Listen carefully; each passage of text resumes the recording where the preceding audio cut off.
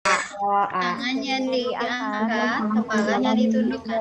Dia membaca Baca doa. A'udzu billahi minasyaitonir rajim.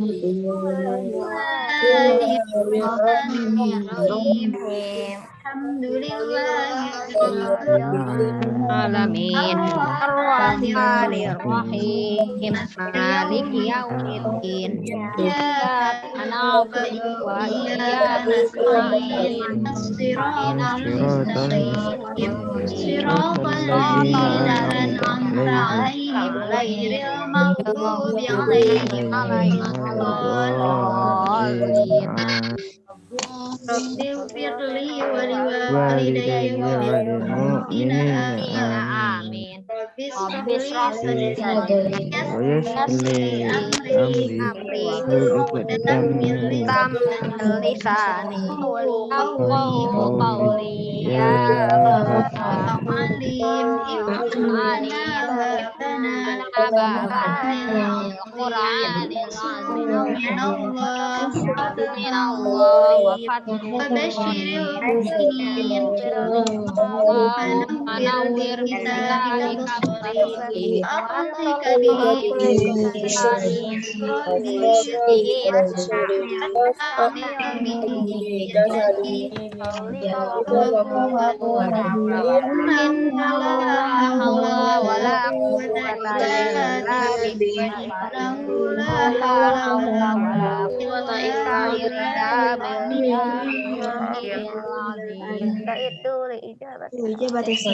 Assalamualaikum warahmatullahi wabarakatuh.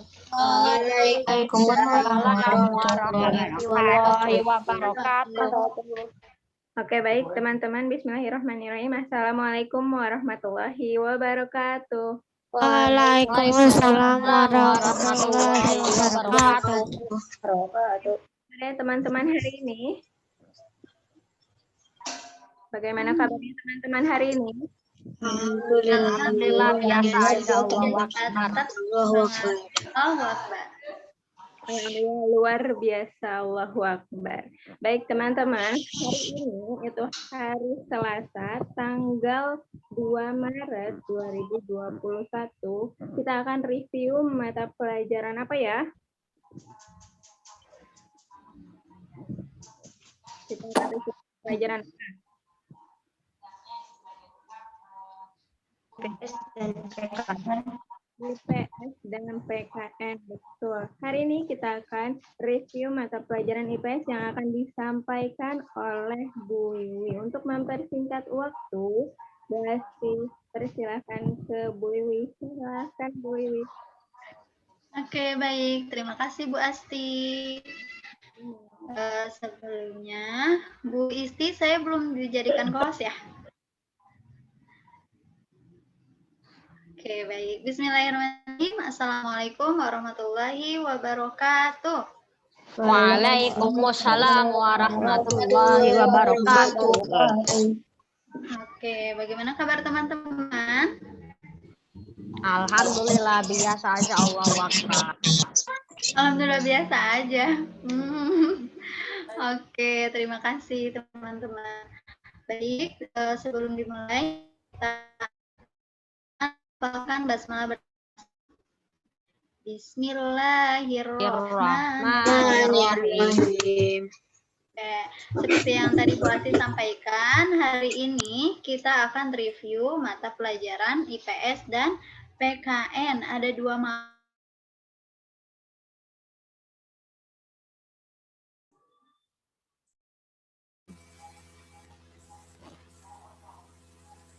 Oke. Layarnya hitam.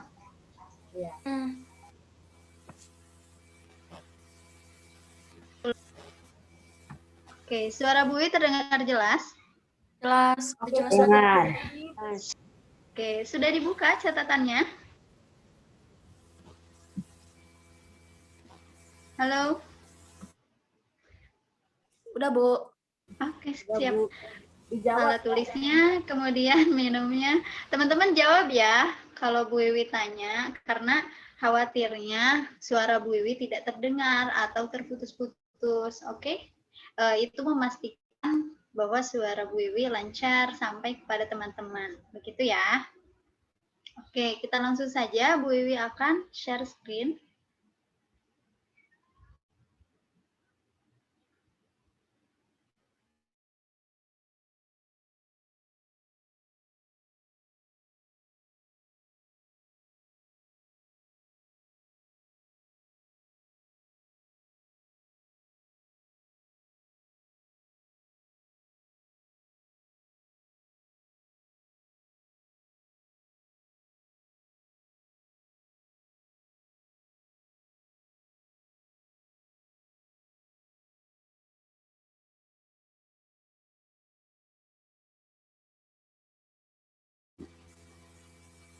Bu Wiwi kok hitam lagi sih, Bu?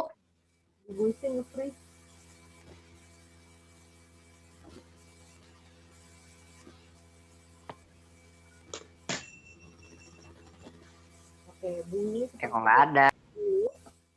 ya untuk memperbaiki biasanya memanggil teman-teman. Kadang kalau Bu Isi yang kurangin, suara Bu Isi yang putus-putus. Bu Isi yang kurangin, suara Bu Isi yang putus-putus. Tunggu ya. Halo, Assalamualaikum. Waalaikumsalam, Bu. Bentar Oke. ya. Kok Bu Wiwi nggak bisa aktifin video? Oke, mohon maaf ya teman-teman. Baru juga mulai. Oke, sudah terlihat share screen Bu Wiwi? Masih loading, Bu Wiwi. Belum. Masih loading. Oh, udah. Sudah. Nanti sambil berjalan Bu Wiwi coba mengaktifkan kamera ya Kak. Untuk sekarang sementara Bu Wiwi tidak bisa mengaktifkan kamera. Iya, Bu. Kenapa ya? Sepertinya sinyal Bu Wiwi. Nah, udah bisa. Alhamdulillah. Oke, baik teman-teman. Hari ini kita akan review materi IPS dan PKN. Sebelumnya kita akan bahas dulu PKN, IPS ya. Di mata pelajaran IPS ini, teman-teman sudah belajar materi apa saja ya? Ada yang masih ingat? Proklamasi Kemerdekaan Indonesia dan upaya mempertahankan kemerdekaan. Makna proklamasi kemerdekaan Indonesia dan peran siswa dalam mempertahankan kemerdekaan Indonesia sama bekerja sama ASEAN dalam bidang pendidikan, ekonomi, dan pangan. Oke, betul Kakak Raras. Wah, kayaknya lengkap nih catatannya ya. Oke, baik. Ya, Kakak Raras, kita akan dulu nih apa saja kisi-kisi atau materi apa saja yang akan muncul nanti di PEC. Nah, kisi-kisi Bu Wiwi ini akan membahas seputar kisi-kisi IPS ya, yang nanti akan keluar di PEC-nya atau soal PEC. Yang pertama, peristiwa proklamasi kemerdekaan Indonesia. Teman-teman masih ingat? Masih ada catatannya? Kemudian yang kedua, iya, makna proklamasi bagi bangsa Indonesia. Yang ketiga, upaya mempertahankan kemerdekaan Indonesia. Yang keempat, upaya mempertahankan kemerdekaan kok ada dua ya? Sama ya teman-teman. Kemudian selanjutnya, pertempuran yang terjadi sebagai upaya mempertahankan kemerdekaan Indonesia. Kemudian, bentuk kerjasama ASEAN dalam bidang pendidikan dan pangan, serta peran Indonesia dalam kerjasama ASEAN di bidang pendidikan. Jadi, secara garis besar ada dua materi besarnya, yaitu mengenai peristiwa proklamasi kemerdekaan dan bentuk kerjasama ASEAN dalam bidang pendidikan dan pangan. Itu ya, teman-teman boleh screenshot atau boleh foto kisi-kisi ini. Sudah? Oke, yang pertama itu peristiwa proklamasi kemerdekaan Indonesia. Ada yang boleh bantu Bu Wiwi bacain teksnya?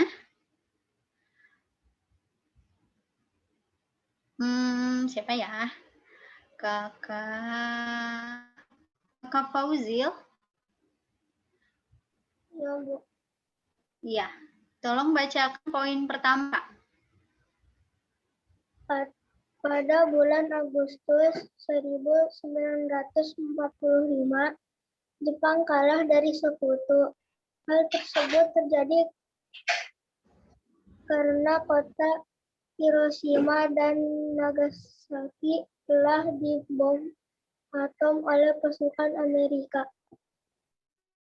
Oke, terima kasih ya Soli. Nah, baik. Jadi, sebelum peristiwa proklamasi kemerdekaan, Indonesia itu sedang dijajah oleh tentara Jepang, oleh pasukan Jepang. Nah, di bulan Agustus itu Jepang kalah dari Sekutu atau dari Amerika. Kalahnya mengapa? Karena pasukan Amerika itu menyerang kota Hiroshima dan Nagasaki. Pasukan Amerika itu membom kota tersebut. Kemudian hal tersebut didengar oleh siapa? Oleh Sultan Syahrir. Ini ya, yang mendengar kabar bahwa Jepang itu kalah dari Sekutu atau menyerah terhadap Sekutu itu namanya Sultan Syahrir. Melalui apa? Melalui radio. Ya, karena pada zaman dahulu alat komunikasi atau alat informasi itu terbatas ya, tidak seperti sekarang. Kemudian, Sultan Syahrir dan golongan muda mendesak Soekarno dan Muhammad Hatta untuk segera memproklamasikan kemerdekaan Indonesia.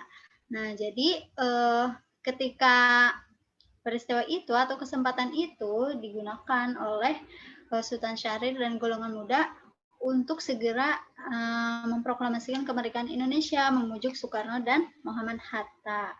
Nah, setelah itu Soekarno dan Muhammad Hatta dibawalah ke Rengas Dengklok yang ada di Karawang ya, dengan tujuannya untuk melindungi Soekarno dan Muhammad Hatta dari pengaruh Jepang, sehingga dapat segera memproklamasikan kemerdekaan Indonesia. Begitu ya. Jadi Muhammad Hatta dan Soekarno itu dibawa oleh golongan muda kemana? Ke Rengas Dengklok, supaya tidak terpengaruh oleh pasukan Jepang. Ya, karena pada saat itu sedang dijajah oleh tentara Jepang. Dan sebelumnya janji Jepang itu akan memerdekakan Indonesia ya. Ternyata Jepang itu mengingkari janjinya seperti itu. Kemudian selanjutnya, Bu Wiwi ingin coba Kakak Damara. Tolong bacakan Soli poin pertamanya. Soekarno dan Hatta serta golongan muda kembali ke Jakarta dan menuju rumah Laksamana Tadashi Maeda untuk menyusun teks proklamasi. Oke, terima kasih. Nah, jadi setelah dari Rengas Dengklok, Soekarno dan Hatta serta golongan muda ini kembali ke Jakarta dan menuju rumah siapa? Rumah Laksamana Tadashi Maeda untuk menyusun teks proklamasi.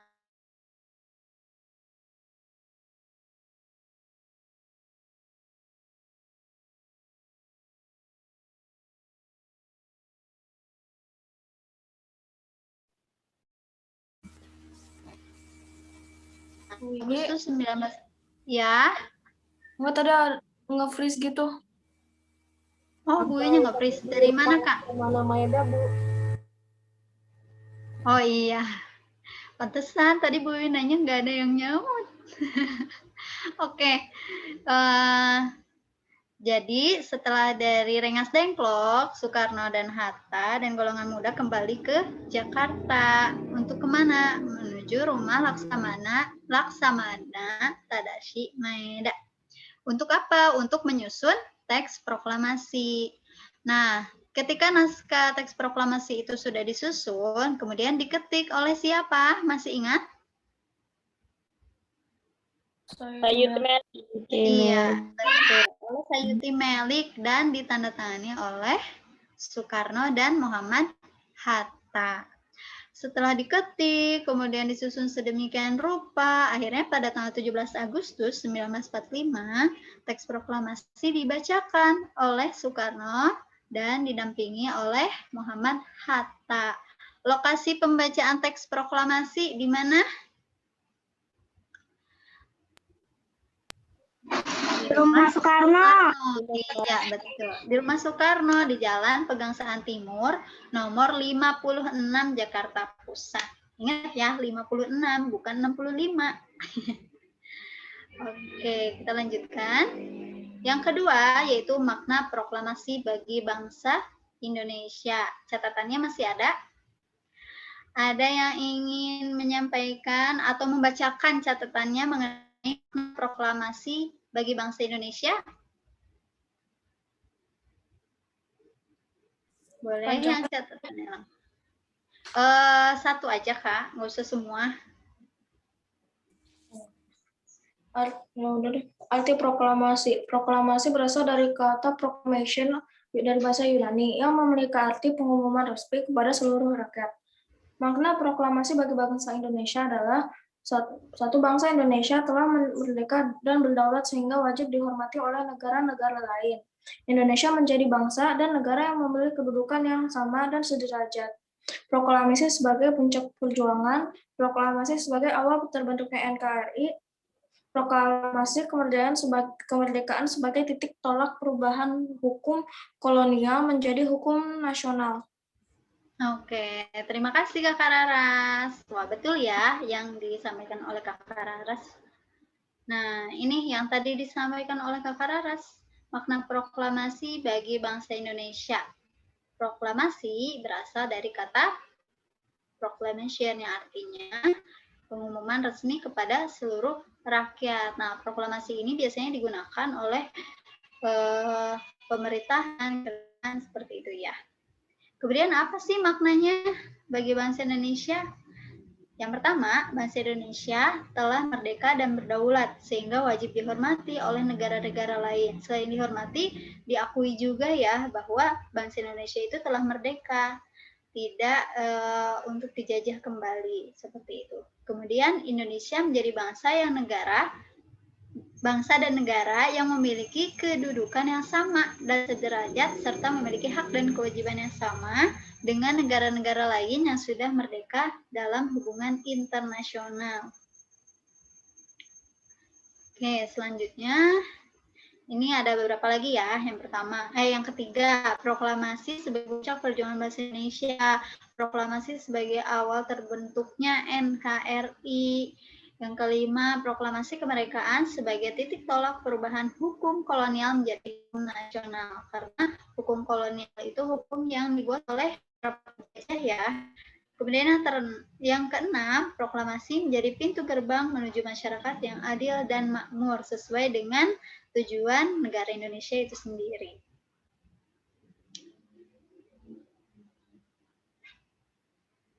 Oke, poin selanjutnya yaitu upaya mengisi dan mempertahankan kemerdekaan Indonesia. Nah, setelah Indonesia merdeka, tentu tidak mudah ya untuk daerah-daerah lain atau kota-kota lain mempertahankan kemerdekaan Indonesia. Banyak pertempuran yang terjadi, di antaranya yang kemarin teman-teman sudah presentasikan, betul? Itu ya, teman-teman sudah belajar. Apa nih upaya mengisi kemerdekaan Indonesia? Yang pertama, menghormati orang lain yang sedang beribadah sesuai dengan agama dan keyakinan masing-masing. Karena Indonesia ini yang memiliki keberagaman agama juga, jadi kita harus saling menghormati, menghargai keyakinannya masing-masing. Kemudian yang kedua, saling menghormati dan menghargai antar sesama. Ketiga, mengembangkan rasa toleransi dalam keragaman sosial di Indonesia.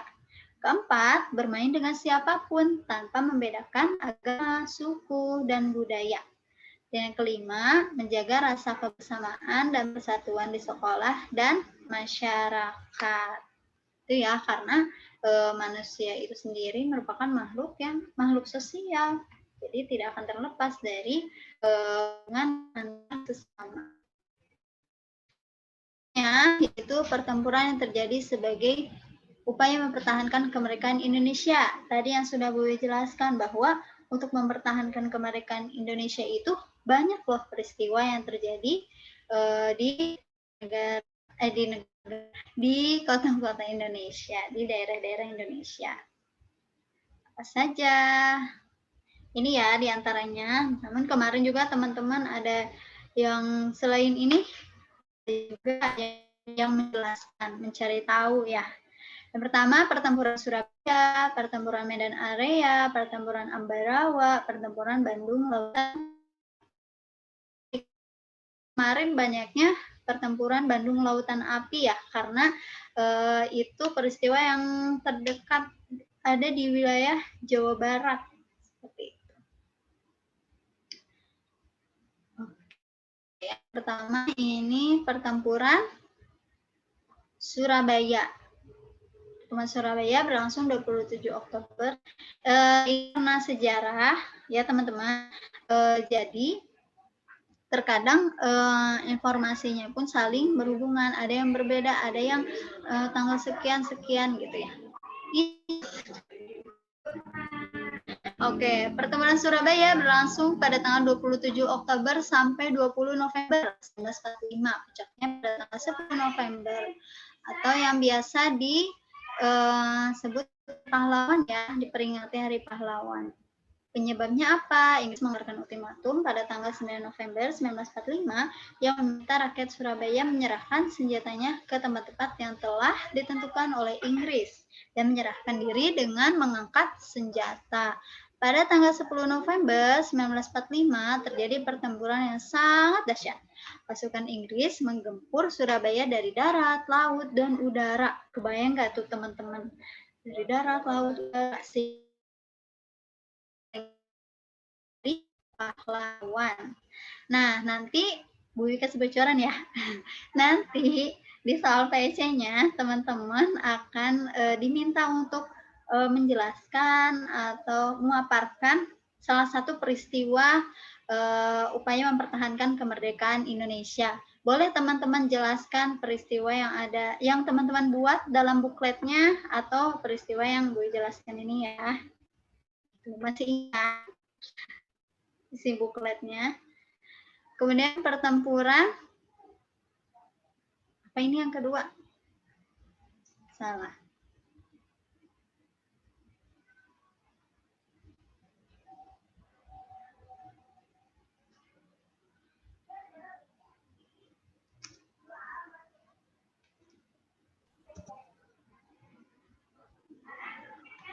Bentar, Kak.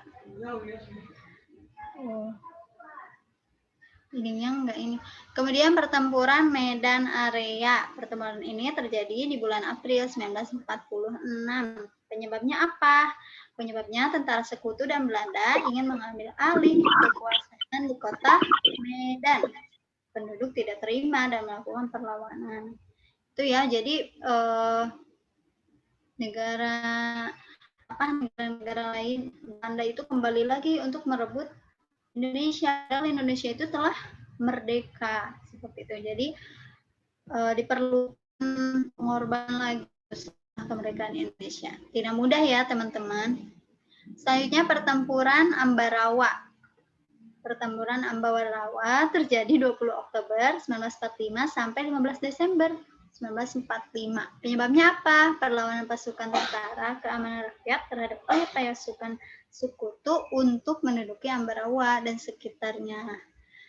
Kemudian ingin mengembalikan kekuasaan Belanda di Indonesia melalui NICA, Netherlands Indies Civil Administration, sebuah perintah sipil sementara atau semi militer yang dibentuk oleh Belanda.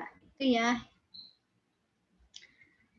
Kemudian terakhir pertempuran Bandung Lautan Api. Nah ini ya teman-teman, yang teman-teman pasti udah hafal bagaimana pertempuran Bandung Lautan Api. Kemarin Bu Wi lihat bagus-bagus ceritanya, kemudian bukletnya juga bagus. Itu ya, teman-teman udah hafal pertempuran Bandung Lautan Api seperti apa. Suara Bu Wiwi masih jelas? Jelas, Bu. Jelas ya, Bu. Enggak putus. Oke. Oke, Tadi sekelumit mengenai peristiwa proklamasi kemerdekaan, kemudian upaya mengisi mempertahankan kemerdekaan Indonesia, dan pertempuran-pertempuran yang terjadi setelah kemerdekaan Indonesia. Selanjutnya, itu bentuk kerjasama ASEAN dalam bidang pendidikan dan pangan, serta peran Indonesia dalam kerjasama ASEAN di bidang pendidikan. Kemarin kita belajar ada tiga bidang, pendidikan, ekonomi, dan pangan. Namun Bu Wiwi hanya mengambil 2 bidang saja, yaitu pendidikan dan pangan. Oke, di sini ada kerjasama ASEAN di bidang pendidikan. Yang pertama, adanya deklarasi kerjasama pendidikan. Ada yang masih ingat nggak? Tujuannya adanya deklarasi kerjasama pendidikan itu untuk apa? Untuk mencapai masyarakat ASEAN yang peduli kepada pendidikan. Oke, good job Kakak Laras. Itu untuk mencapai atau supaya masyarakat ASEAN peduli terhadap pendidikan. Akhirnya adanya deklarasi kerjasama dalam hal pendidikan. Kemudian yang kedua, pelaksanaan program pertukaran pelajar se-ASEAN. Ya, jadi tidak mudah untuk kita bisa mengikuti pertukaran pelajar ini karena yang bisa mengikuti adalah siswa atau peserta didik yang berprestasi. Jadi teman-teman harus menjadi siswa yang berprestasi, semangat belajarnya, oke? Yang ketiga, kerjasama di bidang ilmu pengetahuan dan teknologi. Nah, biasanya ini ada penelitian-penelitian yang dikelola oleh antar negara ASEAN. Yang keempat, meningkatkan kualitas SDM, bisa lewat pelatihan-pelatihan, workshop seperti itu. Oke.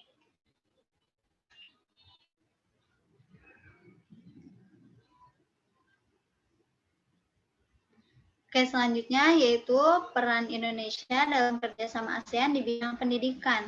Apa itu perannya? Yang pertama, memberikan beasiswa kepada pelajar berprestasi. Yang kedua, menyediakan sarana pendidikan yang memadai. Yang ketiga, menyusun kurikulum pendidikan berlandaskan pada perdamaian dunia. Yang keempat, kerjasama dengan negara lain untuk mengembangkan ilmu pengetahuan dan teknologi. Itu ya, ingat ya, peran Indonesia dalam pendidikan. Oke, selanjutnya bentuk kerjasama ASEAN di bidang pangan. Yang pertama, menyediakan pupuk, diantaranya melalui pabrik pupuk Sriwijaya atau Pusri di Palembang. Yang kedua, didirikan IRRI atau International Rice Research Institute. Nah, ini itu untuk apa? Itu untuk ketahanan pangan di negara-negara ASEAN. Yang ketiga, ekspor dan impor komoditas pangan dari negara-negara ASEAN. Itu ya. Di chat, kenapa? Bu nggak bisa lihat chat. Oke, itu teman-teman mengenai review pelajaran IPS. Jadi mengenai proklamasi kemerdekaan dan kerjasama Indonesia dengan ASEAN. Itu ya. Bu Wiwi tidak akan jauh dari yang hari ini Bu Wiwi sampaikan. Oke, Kakak Radifka?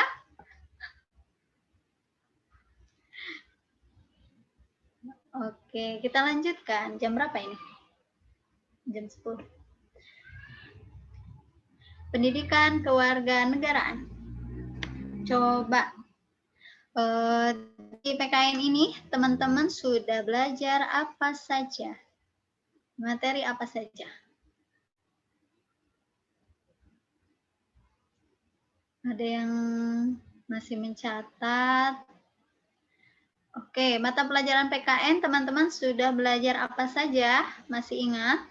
Pancasila. Pancasila. Masih, Bu. Ya? Masih ingat. Hak dan kewajiban. Oke. Kakak Nadifa apa? Sikap yang harus dimiliki oleh pemimpin, hak dan kewajiban. Oke, sikap yang harus dimiliki oleh seorang pemimpin, hak dan kewajiban. Oke, good. Itu ya diantaranya teman-teman. Dibuka lagi materi PKN-nya karena kita pindah materi ya. Tadi IPS, sekarang PKN. Sudah dibuka? Oke, kita lanjutkan. Nah, ini dia kisi-kisi PKN. Teman-teman boleh screenshot atau foto ya.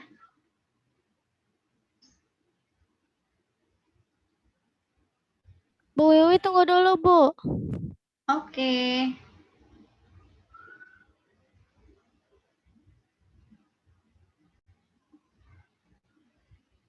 Insya Allah akan Bu Wiwi post di classroom ya, materi ini ya.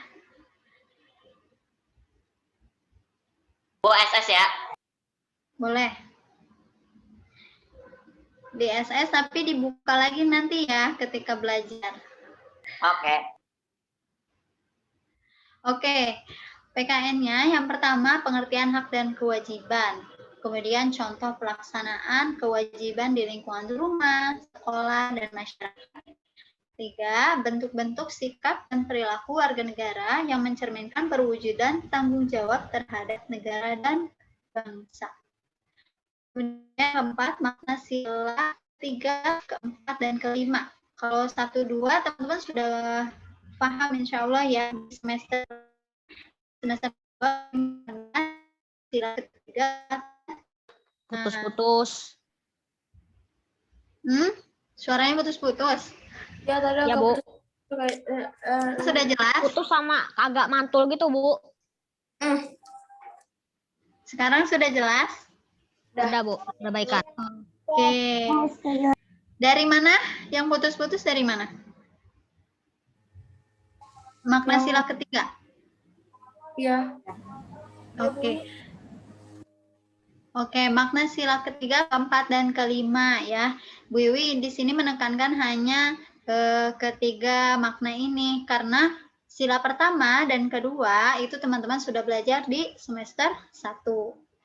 Kemudian selanjutnya arti atau makna pemimpin. Wah, ini sudah familiar nih untuk teman-teman ya. Kemudian sikap yang harus dimiliki oleh seorang pemimpin dan penerapan nilai-nilai kepemimpinan sesuai dengan nilai-nilai Pancasila. Sudah di screenshot ya, Bu Yu lanjutkan. Ya, Bu. Oke, apa sih itu hak dan kewajiban? Di sini kewajiban dulu. Kewajiban adalah sesuatu yang harus dilakukan dengan penuh tanggung jawab. Adapun hak yaitu sesuatu yang harus kita terima setelah melaksanakan kewajiban. Oke, di sini pasti teman-teman sudah paham nih, apa itu hak, kewajiban, kemudian contohnya seperti apa. Bu Wiwi mau tanya ke siapa ya? Berikan contoh antara hak dan kewajiban. Coba kakak Keira bisa berikan contoh. Iya. Kakak Keira? Iya, Bu. Tolong berikan contoh hak dan kewajiban.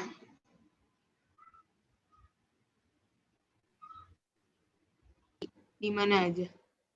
Iya, boleh di rumah, boleh di sekolah, boleh di masyarakat.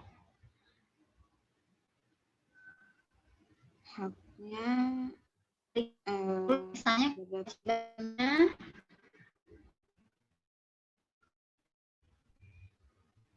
kewajibannya kewajiban tentu ya melaksanakan sholat 5 waktu tepat waktu. Haknya yaitu hati menjadi tenang, menjadi disiplin, seperti itu.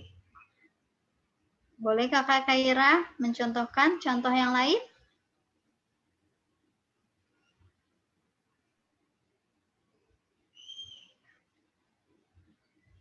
Bisa? Misalnya kewajibannya Kakak Kaira di rumah punya peran atau kewajiban yaitu membereskan atau membersihkan kamar.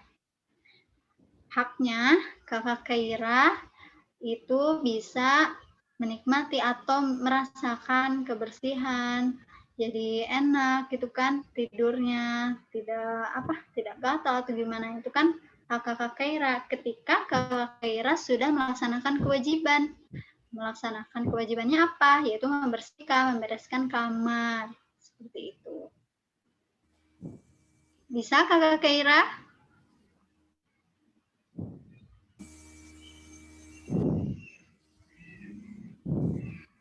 Oke, Bu, lanjut ya. Satu orang deh, siapa yang bisa mencontohkan antara hak dan kewajiban? Aku, Bu. Oke, Kakak Maudi, boleh? Nggak apa-apa ya, Bu. Kewajibannya bekerja, haknya mendapat bayaran. Oke, sip. Dapat gaji ya, Kak? Terima kasih Kakak Maudi, betul ya. Insya Allah ya teman-teman, jika teman-teman berusaha pasti akan mendapatkan hasilnya yang terbaik sesuai apa yang teman-teman usahakan. Misalnya teman-teman kewajiban untuk belajar, hak teman-teman apa? Apalagi kalau bukan main. Mendapat ilmu. Mendapatkan ilmu. Terus Kak Hafi tadi apalagi kalau mendapatkan main, udah belajar main gitu ya Kak. Oke, harus seimbang ya antara belajar kemudian bermain seperti itu. Jangan main dibanyakin tapi belajarnya tidak. Seperti itu ya. Oke, sip. Lanjutin ya. Yang kedua yaitu contoh pelaksanaan kewajiban di lingkungan rumah, sekolah, dan masyarakat. Apa saja? Ya. Yang pertama di rumah. Coba teman-teman, apakah kewajiban ini teman-teman laksanakan di rumah? Di cross check masing-masing ya. Yang pertama, belajar dengan rajin. Belajar tidak hanya di sekolah ya Kak, apalagi sekarang lagi online. Teman-teman belajarnya di rumah masing-masing. Kemudian yang kedua, menjaga kebersihan lingkungan rumah.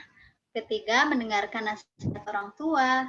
Dan yang keempat, membantu orang tua dan menyayangi saudara. Itu ya di antara kewajiban teman-teman di rumah. Yang kedua, di sekolah. Contoh pelaksanaan kewajiban di sekolah. Yang pertama, belajar dengan sungguh-sungguh walaupun dalam keadaan pandemi. Kedua, mentaati peraturan di sekolah. Kalau misalnya Bu Iwi, Bu Isti, Bu Asti menyampaikan teman-teman hari ini menggunakan seragam lengkap ya, merah putih. Hari Senin ya, berarti teman-teman diusahakan untuk menaati aturan itu. Kemudian menyalakan kamera pada saat Zoom meeting. Ya, teman-teman level 6 alhamdulillah hampir semuanya sudah menyalakan kamera ketika pembelajaran. Kemudian menjaga nama baik sekolah. Bagaimana caranya? Teman-teman bertutur kata yang baik. Kalau misalnya di WhatsApp, di grup nih, di grup teman-teman, sangat disarankan untuk menggunakan kata-kata atau bahasa yang baik. Kemudian menjaga kebersihan lingkungan sekolah. Ya tentu ya, di sekolah kita ada pilar yang berhubungan dengan lingkungan. Pilar apa ya? Bu. Putus-putus ya. Friendly. Yang berhubungan dengan lingkungan, menjaga kebersihan lingkungan sekolah. Green, Bu.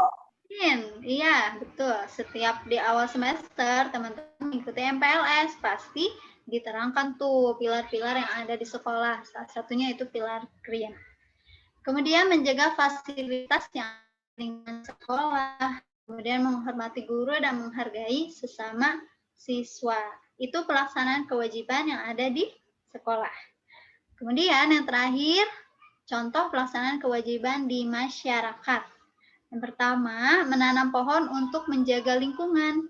Kedua, membuang sampah sesuai dengan tempatnya. Ketiga, membersihkan selokan. Ini biasanya ada kerja bakti atau gotong royong antar masyarakat ya. Kemudian yang terakhir, mendaur ulang limbah atau sampah yang dapat merusak lingkungan. Ya, karena di Indonesia ini, di Bogor, sampahnya sudah banyak perharinya. Ada yang tahu per hari limbah atau sampah masyarakat Indonesia menghasilkan berapa? Ya, itu ya. Jadi teman-teman harus bijak dalam menjaga lingkungan, kemudian harus menjaga salah satunya itu membuang sampah, mendaur ulang limbah. Oke, selanjutnya bentuk-bentuk sikap dan perilaku warga negara yang mencerminkan perwujudan tanggung jawab terhadap negara dan bangsa. Yang pertama, belajar dengan baik agar kelak menjadi penerus bangsa. Dengan baik, dengan sungguh-sungguh. Walaupun misalnya teman-teman, aku nggak bisa mata pelajaran ini, aku kayaknya nggak ini deh di mata pelajaran ini. Tetap teman-teman, kalau misalnya ada kesulitan, di situ pasti ada kemudahan. Jika teman-teman sungguh-sungguh belajar, insya Allah akan berhasil. Manjada wajada. Begitu ya. Kemudian yang kedua, selalu membela nama baik negara sendiri. Dan yang ketiga, mengabdi kepada negara dengan penuh rasa ikhlas. Nah, jika setiap tanggung jawabnya dengan baik, akan terbentuk karakter bangsa yang kuat, serta masyarakat yang damai dan sejahtera. Pasti ya, ini tujuan sebuah negara pasti ingin menciptakan masyarakat yang damai dan sejahtera. Begitu. Ini adanya manfaat sikap tanggung jawab sebagai warga negara. Oke, kita lanjutkan. Makna sila ketiga, keempat, dan kelima. Coba bunyikan sila ketiga sampai Pancasila deh dari 1 sampai ke 5. Boleh di unmute dulu. Kita baca bareng-bareng ya. Oke. 1, 2. Oke. Di unmute dulu ya. Kita baca Pancasila dari 1 sampai ke 5. 1, 2, 3.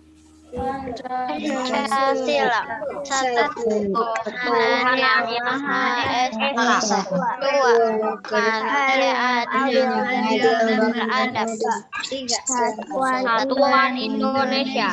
empat Kerakyatan yang dipimpin oleh hikmat kebijaksanaan dalam lima adil sosial bagi rakyat Indonesia. Oke, itu ya dari Pancasila. Terima kasih teman-teman. Selanjutnya, apa nih makna dari sila ketiga, keempat, dan kelima? Yang pertama, usaha menuju persatuan. Yang pertama, sila ketiga bermakna usaha menuju persatuan rakyat dalam NKRI dan mengakui sepenuhnya keanekaragaman yang dimiliki bangsa Indonesia. Bu Wiwi sudah jelaskan ya bagaimana teman-teman bisa lakukan ketika sesuai dengan makna sila ketiga. Kemudian sila keempat maknanya pemerintahan dari rakyat, oleh rakyat, dan untuk rakyat dengan cara musyawarah untuk mencapai mufakat. Jadi, segala sesuatu harus dimusyawarahkan. Leader, kemudian kemarin jadwal presentasi itu kan teman-teman memilih sendiri, jadi tidak ditentukan oleh Bu Wiwi, Bu Isti atau Bu Asti. Enggak kan ada lagi screen. Oke, sila kelima. Sila kelima bermakna tercapainya masyarakat Indonesia yang adil dan makmur. Ini juga sesuai dengan tujuan negara Indonesia ya. Itu teman-teman makna dari Pancasila, sila ketiga, keempat, dan kelima. Bisa dipahami? Bisa, insya Allah. Oke, insya Allah. Nah, materi terakhir itu tentang pemimpin. Apa itu arti atau makna pemimpin, kemudian sikap yang harus dimiliki oleh seorang pemimpin, dan penerapan nilai-nilai kepemimpinan sesuai dengan nilai-nilai Pancasila. Menurut teman-teman, apa itu pemimpin? Pemimpin adalah Kenapa Kakak Nadifa? Pemimpin adalah, lanjutkan. Seseorang. Sebentar. Pemimpin adalah orang yang mengemban tugas dan tanggung jawab untuk memimpin dan bisa mempengaruhi orang yang dipimpinnya. Oke, betul ya. Sip, terima kasih Kakak Nadifa. Ada yang lain? Dari kelas 6B, 6A? Boleh, 6C juga. Apa itu pemimpin? Ikhwannya nih. Ikhwannya ada?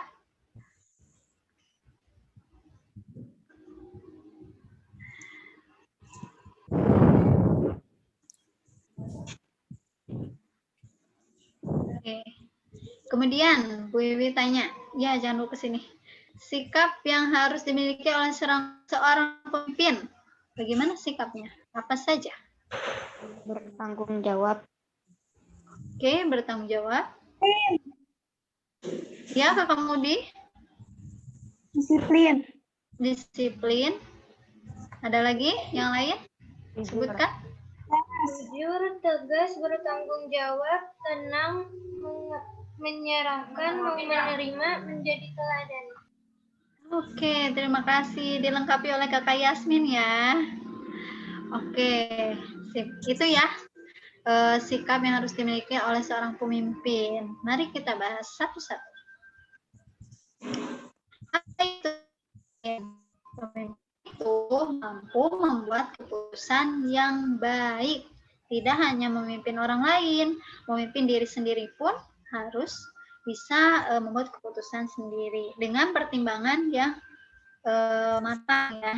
Jika memiliki pilihan atau suatu permasalahan, itu juga harus membuat kesepakatan yang baik. Keputusan yang baik, mohon maaf. Kemudian yang kedua, pemimpin itu mampu membuat rencana. Teman-teman, scoreboardnya suka diisi enggak?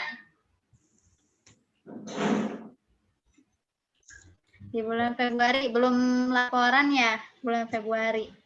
My goals-nya suka diisi enggak? Suka. Bulan lalu sih iya Bu, diisi. Sekarang belum. Kalau aku suka tapi agak telat. Oke, nah itu ya, seorang pemimpin itu mampu membuat rencana. Teman-teman ingin apa goals-nya di bulan ini. Nah, teman-teman juga harus punya rencana untuk mencapai goals tersebut, harus melakukan apa saja. Kemudian yang ketiga, pemimpin itu mampu bergaul dengan orang lain, ya, bisa bersosialisasi dengan baik dengan orang lain. Yang terakhir, pemimpin itu mampu menggunakan bakat dan kelebihan yang dimiliki untuk menyelesaikan masalah. Itu ya.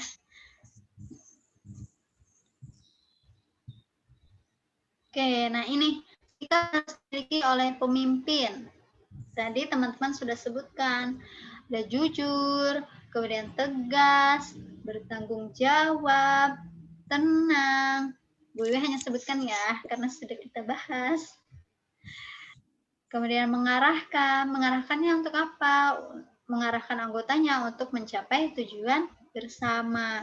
Kemudian mau menerima apa? Kritik dan saran dari anggota yang dipimpinnya. Dan yang ketujuh, menjadi teladan. Mampu menerapkan nilai-nilai Pancasila dalam kehidupan sehari-hari sehingga menjadi teladan yang baik.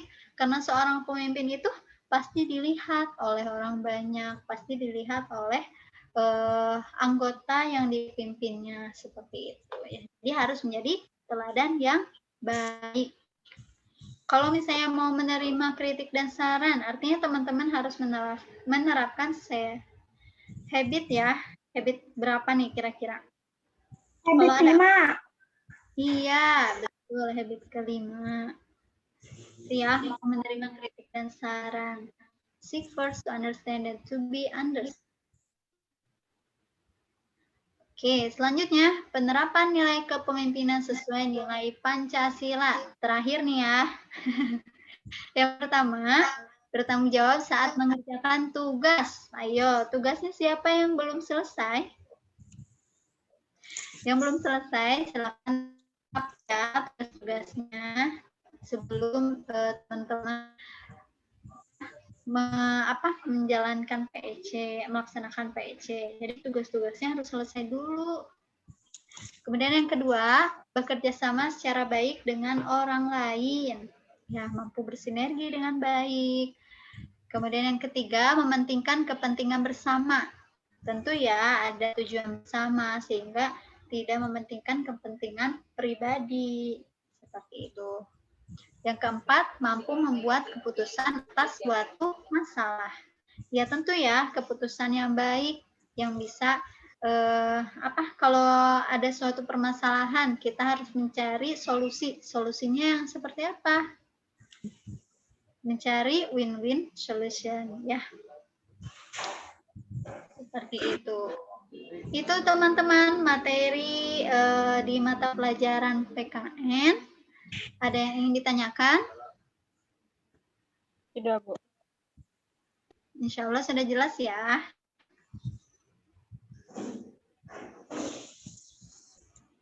Oke. Ini ada ini ya.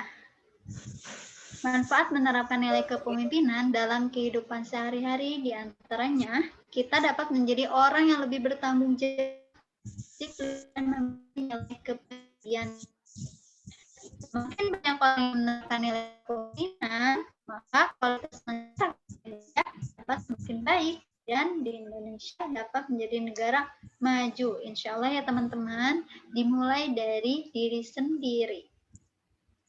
Oke, thank you for your attention. Mudah-mudahan apa yang Bu sampaikan, teman-teman dapat memahaminya dengan baik, bermanfaat untuk teman-teman, dan nanti ketika PEC, teman-teman dimudahkan dan dilancarkan ya. Amin ya robbal alamin. Amin ya rabbal alamin. Oke, baik itu saja yang dapat Bu Wiwi sampaikan. Semoga bermanfaat. Terima kasih. Wassalamualaikum warahmatullahi wabarakatuh. Waalaikumsalam kepada Bu Ati.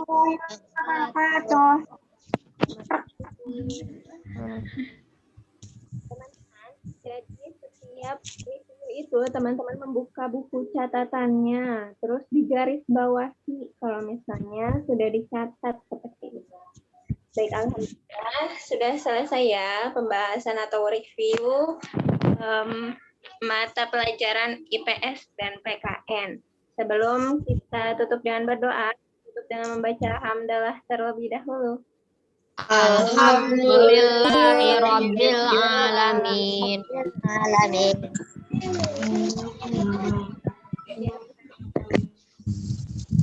Saya Kakwina dan Karadipka.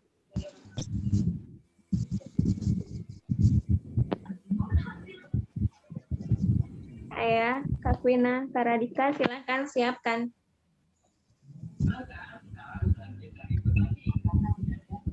Bersikap. Siap. Sikap berdoa. Tangannya diangkat pada doa.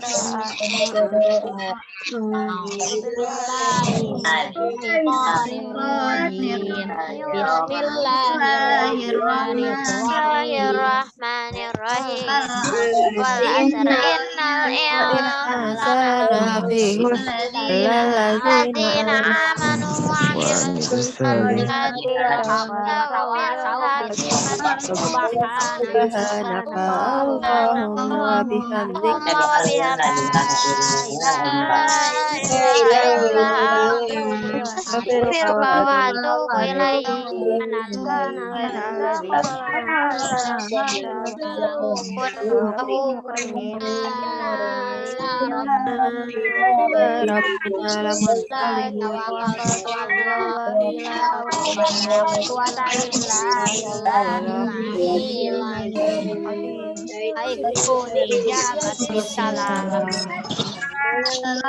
Assalamualaikum warahmatullahi wabarakatuh. Waalaikumsalam warahmatullahi wabarakatuh. Baik teman-teman.